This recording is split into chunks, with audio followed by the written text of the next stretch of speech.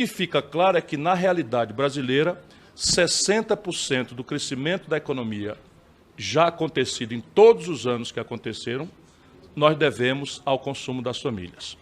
E o consumo das famílias, sabem muito bem, brilhantes que são vossas excelências, é uma resultante de 3 fatores, bastante práticos e objetivos: emprego, renda e crédito. O emprego e a renda vêm depois do desenvolvimento, depois do aquecimento econômico, depois da ativação da economia. E o Brasil está estagnado em forma a pior dos últimos 120 anos. Nós estamos completando a pior década em matéria de desenvolvimento econômico dos últimos 120 anos. O que podemos fazer, então, os brasileiros, é atuar no terceiro vetor, que é o crédito. E aí nós precisamos conhecer o problema, porque ele é muito grave, mas eu tenho a comovida convicção de que ele é solúvel. Veja, hoje, e esse problema está piorando, 65,4% das famílias brasileiras estão endividadas. Então isso não é um problema trivial e nem pode se acusar 65% das famílias de uma nação de deseducação financeira. Ou, como diz mais de forma mais simples o nosso povo, de 2/3 das famílias, em números redondos, terem dado o passo maior do que a perna, terem tido o olho maior do que a barriga no exercício do seu endividamento.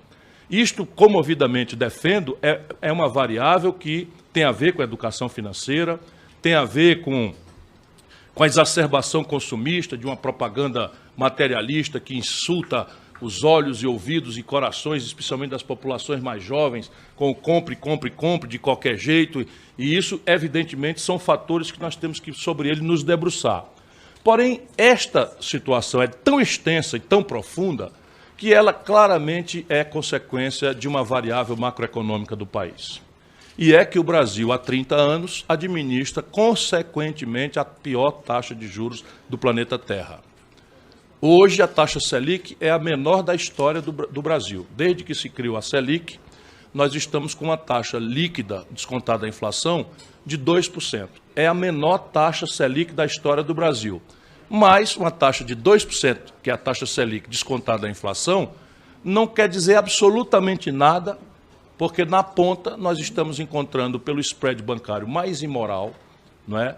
E, infelizmente, pela omissão e quando não há proteção lúcida e dolosa do Banco Central brasileiro, minha opinião, data máxima vênia de quem pensa diferente, não é? Nós temos a pior taxa de juros na ponta do mundo. Hoje, por exemplo, o crédito da pessoa física é de 47%, o spread. O mundo inteiro está praticando taxas de juros negativas, 15 trilhões de dólares estão hospedados hoje em juros negativos, e o Brasil cobra, para rolar um empréstimo pessoal, uma média de spread de 47%. Mas, se houver ocasião, tem todos os dados e vou deixar a memória dessa comissão, se nós tomarmos em consideração os extremos, nós vamos encontrar, por exemplo, que as bandeiras de cartão de crédito, que é segmentadamente o pior problema de inadimplência, está na ciranda do cartão de crédito.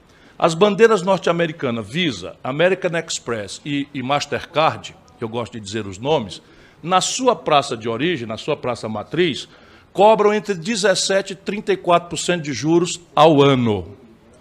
No Brasil, a taxa de juros de um cartão de crédito hoje é de 281% ao ano. O cheque especial do Banco do Brasil já passa de 300% ao ano, que é logo em seguida a segunda categoria de inadimplência. E depois vem os serviços públicos, que tem problema de taxa de permanência, tem multa, juros, multa sobre juros, enfim. De maneira que, excelências, 65% das famílias estão endividadas e, portanto, o país, por este motor, está proibido de crescer. Houvera contexto, nós demonstraríamos que, mais ou menos pela mesma causa, o investimento empresarial está colapsado. Hoje nós consideraremos aqui, por obediência fiel ao regimento e ao objeto da convocação, mas hoje o setor privado brasileiro está proibido de investir porque está também com um endividamento recorde submetido aos mesmos constrangimentos das famílias. Desde que eu lhes diga, 5,5 milhões e 500 mil, 5,5 milhões de micro e pequenas empresas estão inadimplentes hoje no Brasil, meu caro estimado amigo e colega. 5 milhões e 500 mil empresas estão inadimplentes no Brasil. Isso é a antivéspera da falência. Lembro que 7 em cada 10 empregos no nosso país são germinados em pequenas empresas. Portanto, nós estamos aí matando estruturalmente, não por acaso, por esses meses agora o Brasil, pela primeira vez na sua história, já tem mais trabalhadores na informalidade do que trabalhadores no mercado formal de trabalho, no mundo formal do trabalho. São revoluções que estão acontecendo e que retiram a pedra angular de muitas concepções estratégicas. Por exemplo, Vossas Excelências foram coagidos por um discurso meio terrorista de que a Previdência Social está quebrada, que tem que votar às pressas uma reforma da Previdência. Eu respeito muito, até porque não desconheço o problema, mas o eixo central de financiamento da Previdência, que é a carteira assinada, por 20% de contribuição patronal e 11% de contribuição dos trabalhadores, está sendo destruído. Então não existe reforma previdenciária que mantenha esse regime. Tá? Daqui 3, 4 anos, nós teremos obrigados, anuncio aqui, a falar numa reforma da Previdência de novo, porque o eixo estratégico, enfim. E por aqui eu iria fazer uma digressão sobre o investimento público, portanto, o país está proibido de crescer. Voltemos ao tema. É possível que o exercício individual das pessoas, das famílias, tenha alguma equação, alguma solução para isso? Deixe que eu lhe suplique pela sensibilidade para um sonoro não. O Brasil, ao longo dos últimos 15 anos, cometeu uma imprudência. Nós permitimos que 85% de todas as transações financeiras do país fossem concentradas em apenas 5 bancos. E eles atuam de forma oligopolizada, eles atuam em cartel, porque os 2 bancos públicos que compõem esses 5, por regra, têm sido administrados por pessoas que vêm do mercado financeiro e para este mercado vão voltar tão logo os lapsos dos mandatos temporalmente limitados que temos impõem.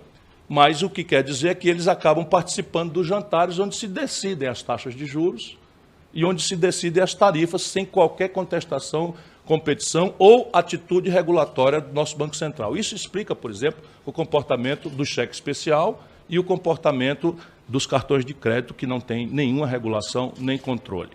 Se isto for verdade, a mim me parece que é necessária uma iniciativa pública.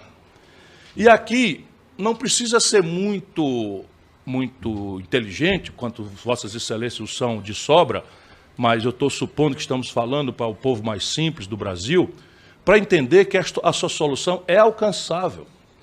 Porque, deixe que lhes diga, o valor global de todo o endividamento das famílias brasileiras, tudo junto, hoje, atinge 282 bilhões de reais.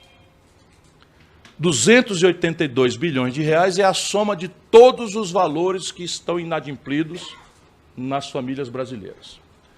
Quando nós assistimos, como eu fui pessoalmente testemunhar vários anonimamente, e mandei observadores, e isso é uma regra, eu não tenho mais nenhuma dúvida, a um leilão do Serasa, nós estamos assistindo a um desconto médio de 90%. Eu falei desconto médio, de 90%. Portanto, se nós dividirmos 282 bilhões pelos 65 milhões e 500 mil famílias envolvidas nessa inadimplência, nós vamos encontrar um número ao redor de R$ 4.500 de endividamento por indivíduo. R$ 4.500. Por que há um desconto tão extenso nas experiências dos leilões do Serasa? Porque ali se está descontando sobre fumaça contábil, substantivamente, e se está estimulando a recuperação de créditos que provavelmente não retornarão jamais. Então você tem fumaça contábil, que eu chamo aqui, R$ 4.500, tudo número grosso, para não ter comprometimento com planilha, para a gente apresentar, é o endividamento individual por família. Se eu desconto 90%, eu falo de 10% de 280 bilhões, estou falando em 28 bilhões de reais. 28 bilhões de reais dividido por 28 meses dá R$ 1 bilhão por mês. Tem alguma dificuldade para quem conhece a contabilidade do Banco do Brasil e da Caixa Econômica, franqueados aos bancos privados, a faculdade de abrir uma linha de crédito para refinanciar esses créditos, depois que o governo fizer uma mediação com seu prestígio, com a sua força, com